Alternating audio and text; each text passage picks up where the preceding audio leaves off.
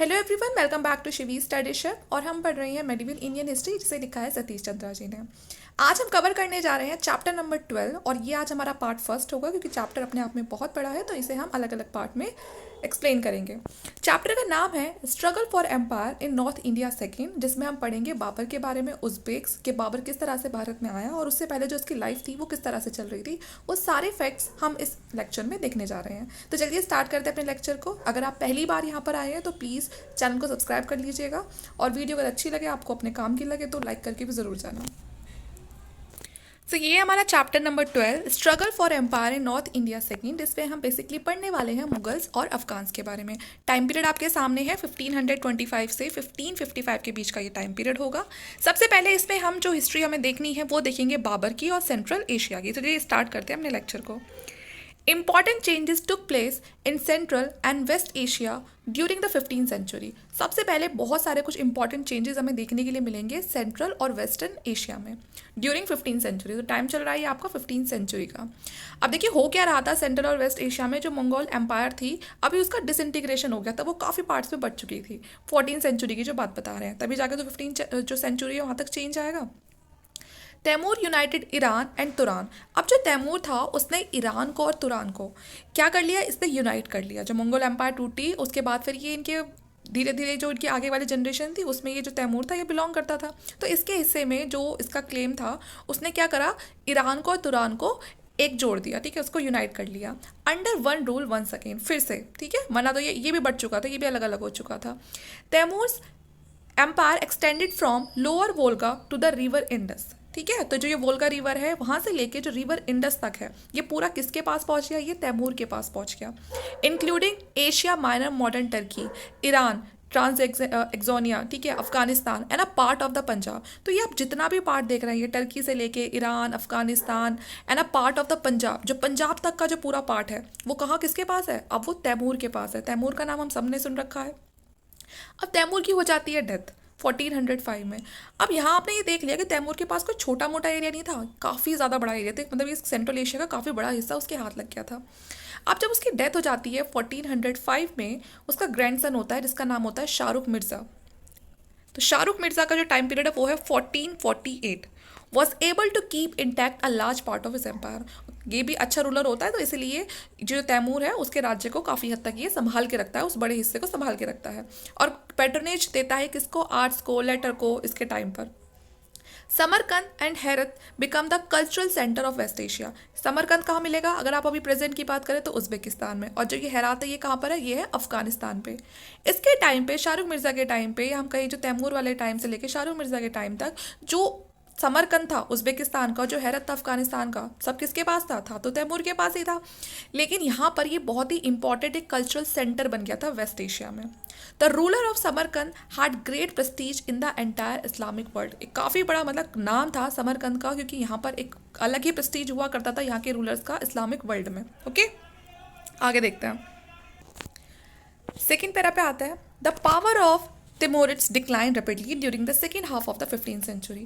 अब 15th century के second half तक आते आते जो तिमुरिड्स थे इनकी पावर होने लगी डिक्लाइन। अब यहाँ पर जो तिमुरिड्स थे इनके यहाँ पर एक ट्रेडिशन था कि आगे चल के जो उनकी एम्पायर है वो उनके जो बेटे होते थे उनमें बढ़ जाया करती थी। तो यहाँ पर ही वही हुआ, जो ये पार्टिशनिंग हो गई एम्पायर में। The various Timurids principalities which arose always fought and wrangled among themselves, या फिर वो आपस में लड़ मर के वो अपना हिस्से खुद ही कर लिया करते थे। This provided an opportunity to new elements to come to the forefront. अब यहाँ पर जब पार्टिशनिंग हो गई, वो छोटे छोटे, अभी तक तो एक बड़ी एम्पायर थी, एक बड़ी पावर वहाँ पर रूल कर रही थी, लेकिन अब वो छोटे छोटे न्यू एलिमेंट्स में वो बट गई। अब इससे हुआ क्या, दूसरों को भी अपॉर्चुनिटी मिल गई कि ठीक है अभी ये अच्छा मौका है। From the north a Turk Mongol tribe the Uzbek thrust into Transoxiana and the Uzbek and the become Muslim. Sorry, जो उज्बेक में थे जो लोग थे वो काफ़ी हद तक मुस्लिम बन गए थे, but were over look down by upon by the Timurids who considered them to be the uncultured barbarian. ठीक है, तो इसको देखते हैं पहले। अब यहाँ पर ये जितने भी अपने ट्राइब्स पड़ी है ना, उज्बेक के लोग हैं चाहे, ठीक है। अब यहाँ हुआ क्या, अब सब पहले तो ये डिवाइड हो गया, सब अपने अपने खुद के इंडिपेंडेंट रूलर हो गए, लेकिन सबकी नज़र किस पे थी कि उनके हाथ कोई बड़ा एरिया लग जाए।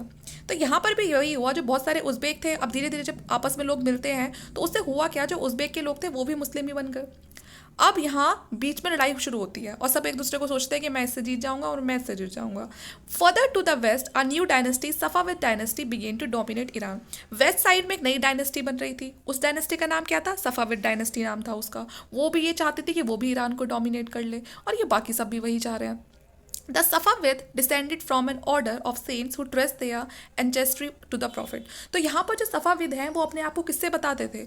मैंने ये सफ़ाविद आपको पहले ही चैप्टर में पढ़ा रखे हैं, जो शुरुआत वाले चैप्टर में बहुत ही डिटेल जो इन्फॉर्मेशन है उसके साथ मैंने आपको अच्छे से समझा रखे हैं. तो यहाँ पर जो ये सफ़ाविद डायनेस्टी के जो लोग हैं वो अपने आप को मोहम्मद प्रॉफिट की फैमिली से बताते थे. They supported the sheet sect among the Muslim. आपने सुना होगा मुस्लिम में दो सेक्ट होते हैं, एक शिया होता है और एक सुन्नी होता है. तो जो ये सफ़ाविद डायनेस्टी के जो लोग थे ये सपोर्ट करते थे शिया सेक्ट को, ठीक है.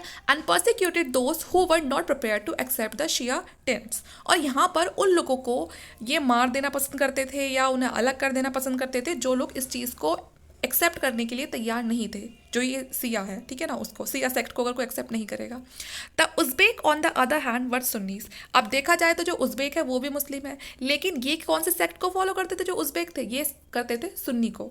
दस political conflict between these two element was embedded by the sectarian strife. अब यहाँ इन दोनों के बीच में जंगातों को लेकर तो झगड़ा हो ही रहा था कि किसके पास कितना एरिया है, वो उसको मतलब यहाँ पर वो उसको क्या कर ले, जो लैंड है उसको ले ले, ठीक है. जो ये ईरान वाली है या अफगानिस्तान तक पहुँचे या आगे भारत तक भी पहुँचेंगे. लेकिन एक कॉन्फ्लिक्ट इनके बीच में ये भी आ गया अब रिलीजन को लेके, सिया सुन्नी वाली चीज़ भी आ गई. Further to the west of Iran the power of the Ottoman Turks was growing. अब वेस्ट, जो ईरान का जो वेस्ट वाला पार्ट था, वहाँ पर पावर थी किसकी? ऑटोमन टर्क्स की पावर थी, ठीक है. जो ऑटोमन एम्पायर थी वो वहाँ पर वो मुस्लिम थे. They wanted to dominate eastern Europe as well as the Iraq and Iran. अब ये लोग क्या चाहते थे कि ईस्टर्न यूरोप जिसमें हमारा इराक, ईरान, ये सब चीज़ें आती थी, ये पूरी कंट्री आती थी, इनको क्या कर ले? डोमिनेट कर ले. अब आपने देखा है, हमने कितनों के बारे में पढ़ा, जो यहाँ पर तिमोरिड्स हैं वो अलग चाहते हैं कि इराक और ईरान उनका हो जाए. जो उज़्बेक है वो भी यही चाहते हैं, ठीक है. साथ में जो अब ये ऑटोमन टर्क्स है ये भी वही चाहते हैं. सबका झगड़ा वही है कि एक दूसरे को हटा के उनके एरिया को ऑक्यूपाई कर ले या कॉन्क्वायर कर ले, जिसमें इराक, ईरान, ये उज़्बेकिस्तान, ये सब चीज़ें मिला के हमारी आ जाती हैं. तो यहाँ अब क्या चल रहा था? बिल्कुल झगड़ा चल रहा था. Thus the scene was set for conflict of three mighty empires in Asia during the 16th century. तो इसलिए जो पूरा 16th सेंचुरी है वो इसी कॉन्फ्लिक्ट में निकल जाता है कि इस बड़े से एम्पायर की स्थापना कौन करेगा, जबकि पहले से ये तीनों कम पावरफुल नहीं थी, काफ़ी पावरफुल थी. इन 1494 at the young age of 12, अब बात करते हैं बाबर की, ठीक है. अब बाबर की बारी आ गई है. तो इन 1494 अ यंग एज ऑफ 12, अभी ये 1494 में जो बाबर थे वो सिर्फ 12 साल के थे और इन्होंने क्या सक्सीड करा था? फरगना को सक्सीड कर लिया था, ठीक है. और ये काफ़ी एक स्मॉल स्टेट था. oblivious of the Uzbek danger, the Timurid princes were busy fighting one another. ठीक है. अब यहाँ इस टाइम पर हुआ क्या? अब बाबर को तो क्या मिला? फरगना मिल गया. और जो फरगना था वो किसका छोटा सा पार्ट था? वो एक ट्रांस ऑक्जेनिया था, जो स्टेट था वो उसका एक छोटा सा पार्ट था. जैसे मैंने आपको बताया था कि यहाँ पर होता क्या था, जो बंगाल स्ट्राइक थी, जब आगे चल के वहाँ पर पूरा जो तैमूर का जो पूरा एक नया स्टेट बन गया था, एक एम्पायर बन गई थी, तिमुरिड्स एम्पायर बन गई थी. तो उसमें ट्रेडिशन ये था कि आगे चल के जितने भी उनके लोग हैं, जितने भी उनके बच्चे वगैरह हैं, उसमें वो चीज़ें बराबर बढ़ जाती थी. इससे क्या हो गया? एक बड़ी सी एम्पायर बहुत छोटे छोटे पार्ट्स में टूट गई. तो कहीं ना कहीं एक जो आगे चलते चलते है ना, वो एक क्लेम बाबर का भी आया. बाबर के हिस्से में क्या आया? फरगना आया, ठीक है. अब यहाँ जो उज़्बेक्स थे, उज़्बेक का जो खतरा था वो उनमें से किसी को नहीं दिख रहा था, बल्कि जो ये तिमुरिड प्रिंसेस थे आपस में एक दूसरे से लड़ने में बिजी थे कि मैं इससे लड़ लूँ, उससे लड़ लूँ, इसका अपने पास जो उसको मिली है वो उसे मैं हथियार लूँ, इस तरह से मतलब झगड़े में लगे हुए थे. Babur too made a bet to conquer Samarkand from his uncle. Babur भी क्या चाहता था? उसकी नज़र थी समरकंद पर. बाबर की नज़र किस पे थी? समरकंद. समरकंद कहाँ है? उज़्बेकिस्तान में. तो ये क्या चाहता था कि ये समरकंद को कॉन्क्वायर कर ले. और समरकंद में कोई और नहीं बल्कि बाबर के जो खुद के अंकल थे वो वहाँ पर रूल कर रहे थे. He won the city twice but lost it no time on both the occasion. Babur ने 2 बार उस सिटी को जीत लिया था, लेकिन वो ज़्यादा लंबे टाइम तक उसको अपने पास नहीं रख पाया. The second time, the Uzbek chief Shabani Khan was called in to help oust Babur, and the Shabani defeated Babur and conquered Samarkand. ठीक है. और दूसरी बार में क्या हुआ? जो शबानी था उसने बाबर को डिफीट कर लिया और कॉन्क्वायर कर लिया समरकंद को. ओके. ये उज़्बेक चीफ था, जो शबानी खान था ना, उज़्बेक चीफ था, तो उसने दूसरी बार में बाबर को फिर डिफीट कर दिया. Soon he overran the rest of the Timurid kingdom in the area, and this forced Babur to move toward Kabul. अब बाबर के पास जो था वो भी हार बैठा और यहाँ बाबर को अब अपनी जान बचाने के लिए कहो या फिर आगे भाई कुछ तो करना था उसको, उसे क्या करना पड़ा, उसको काबुल की तरफ जाना पड़ा, विच ही कॉन्क्वायर्ड इन 1504। अब वो उसने काबुल पे रूल किया, काबुल को कॉन्क्वायर कर लिया कब, 1504 में। For the next 14 years, Babur kept biding his time for reconquest of his homeland from the Uzbek। अगले 14 साल तक बाबर ने पूरी कोशिश करी, बार बार वो रिकॉन्क्वेस्ट करता रहा अपनी होमलैंड को वापस लेने के लिए उज़्बेक से। He tried to enlist the help of his uncle, the ruler of Herat. यहाँ पर उसने इसके लिए मदद भी मांगी, जो उसके एक और अंकल थे जो हेरत में रूल कर रहे थे। हेरात कौन सी जगह थी, जो अफगानिस्तान में थी, कि आप मेरी मदद कीजिए, लेकिन वहाँ से उसके लिए कोई मदद नहीं आ पाई। Ultimately Herat too was overrun by the Shaibani Khan. अभी वो जिनसे हेल्प मांग रहा था बाबर अपने अंकल से, जो हेरत पे रूल कर रहे थे, अब उन पर भी अटैक कर दिया। किसने, वही जो उज़्बेक का चीफ था शबानी खान, जिसके डर से जिसने बाबर को हरा दिया था। बाबर खुद उसे छुपने के लिए वो काबुल आ गया, उसने काबुल को कॉन्क्वायर करा।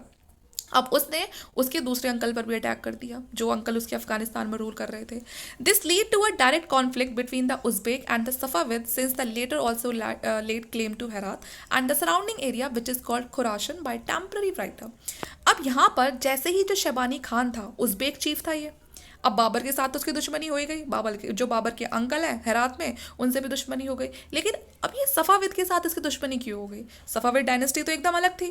अब ये सफाविद डायनेस्टी और उज़्बेक मतलब शबानी खान के बीच में दुश्मनी इसलिए हो गई, ये डायरेक्ट कॉन्फ्लिक्ट देखा गया इन दोनों के बीच में, क्योंकि इस बार जो शबानी खान था उसने अटैक कहाँ पर करा, हेरात में अटैक करा। और हेरात किसका पार्ट था, अफगानिस्तान का पार्ट था। और अफगानिस्तान पे जो सफाविद हैं ये अपना क्लेम करते थे, जो ये सफाविद हैं ये बोलते थे कि अफगानिस्तान हमारा है, आज नहीं तो कल, लेकिन ये क्या है, ये हमारा है, ठीक है। क्योंकि यहाँ पर जो हमारे पूर्वज थे वो रहकर गए थे, क्योंकि जो उनके पास राइटिंग्स इन्हें मिलती हैं उससे पता चलता है कि सफाविद डायनेस्टी के जो रूलर्स थे उनका कभी रूल हुआ करता था अफगानिस्तान पे। तो इसीलिए जो सफाविद वाले हैं वो अपना क्लेम कर रहे थे हेरत पे, और उस पर अटैक कर दिया उज़्बेक्स ने, तो इनके बीच में दुश्मनी हो गई। In a famous battle in 1510 near Merv, Shah Ismail the Shah of Iran defeated and killed Shaibani Khan. अब शबानी खान का टाइम चला गया, क्योंकि उसको जो शाह इस्माइल थे, जो शाह ऑफ ईरान थे, उन्होंने इसको यहाँ पर डिफीट कर दिया इस बैटल में और उसको मार भी दिया। Babur now made another attempt to recover Samarkand. अब बाबर की एक बड़ी अच्छी बात यह है कि बाबर ने कभी हार नहीं मानी। इतना हारते हारते भी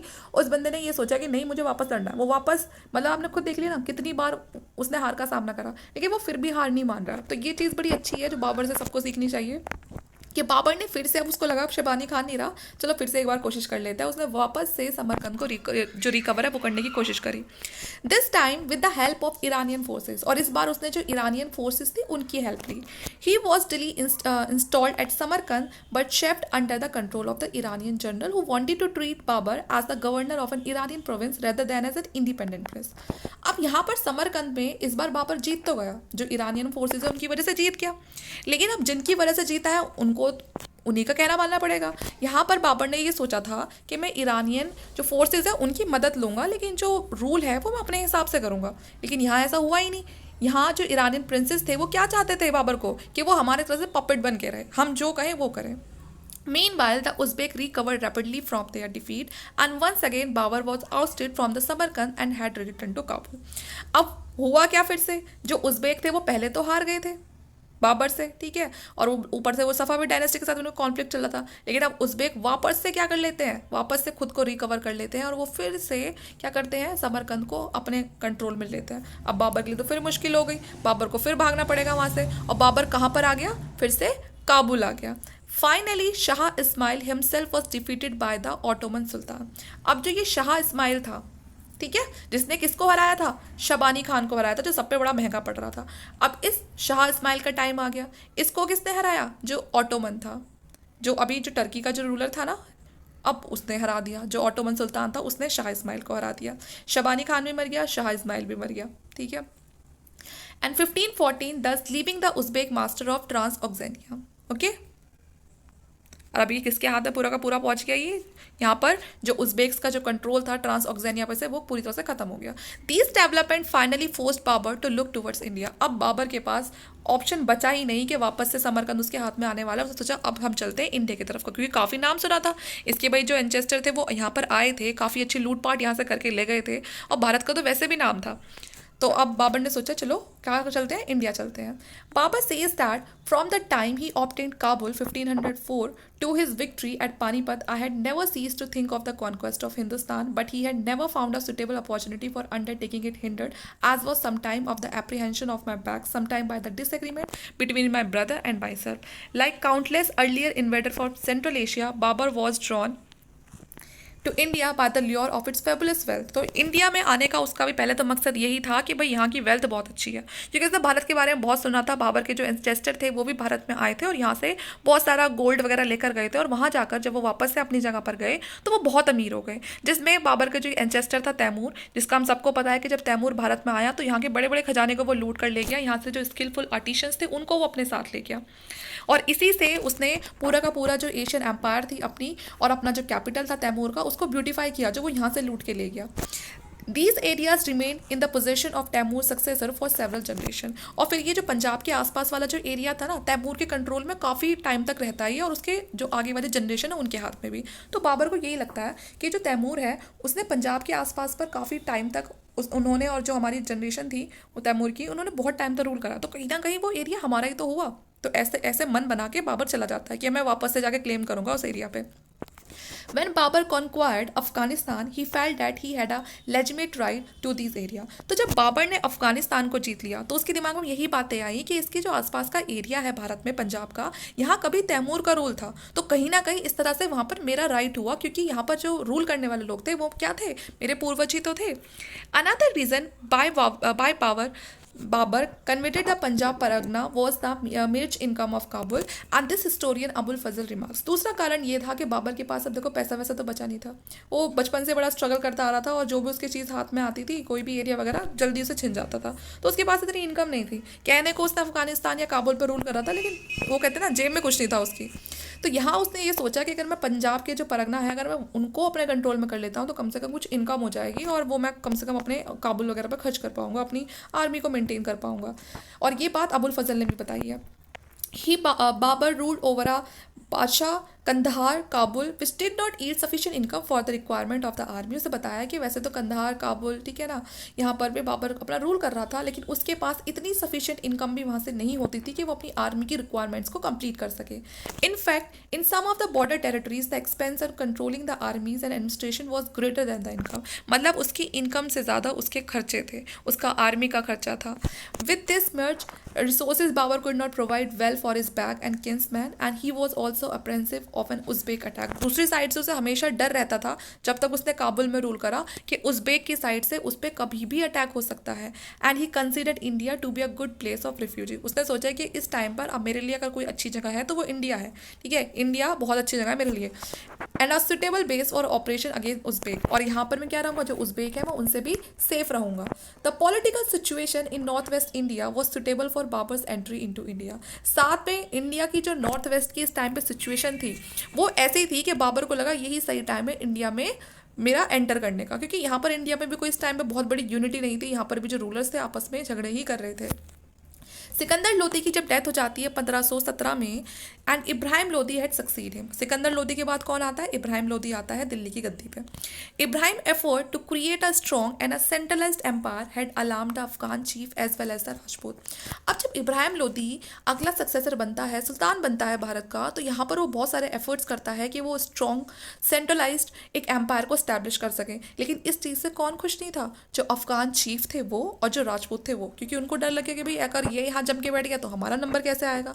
one of the most powerful of the Afghan chief was दौलत खान लोधी। अफगान देखा जाए तो जो इब्राहिम लोधी था वो भी एक अफगान ही था, लेकिन उसका खुद का चीफ ही जो थे वो उससे खुश नहीं थे। जैसे कि दौलत खान लोधी, ये तो अपने सपने सजाए बैठा था कि मैं बनूंगा, तो यहाँ पर अफगान चीफ से जो दौलत खान लोधी वो इस चीज़ से बड़ा दिक्कत में था। यहाँ पर one of the most powerful of the Afghan chief was दौलत खान लोधी। तो यहाँ पर अभी जो सबसे पावरफुल जो अफगान चीफ की बात बताइए वो दौलत खान लोधी था, और साथ में ये गवर्नर भी था पंजाब का। Who was almost an independent ruler. तो नाम के लिए ये था कि ये ठीक है ये इब्राहिम लोधी के अंडर रह के काम कर रहा है, लेकिन अपने सारे काम ये इंडिपेंडेंटली करता था। Daulat Khan attempt to conciliate Ibrahim Lodhi by sending his son to his court to pay homage. At the same time he wanted to strength his positioning by annexing the frontier tract of Bhira. तो ये चाहता था कि जो इसके आसपास का जो भी बॉर्डर एरिया है ना इसके आसपास का, ठीक है, उस पर इसका खुद का रूल हो जाए।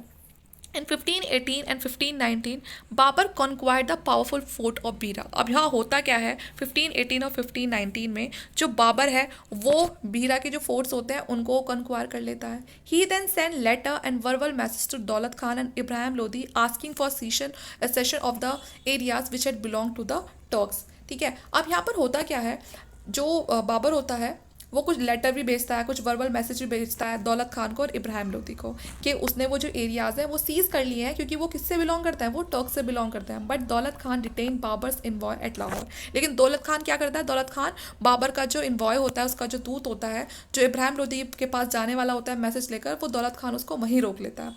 Neither granting his audience nor allowing him to go to Ibrahim Lodi. ठीक है, वो उसकी तक उसे पहुंचने ही नहीं देता।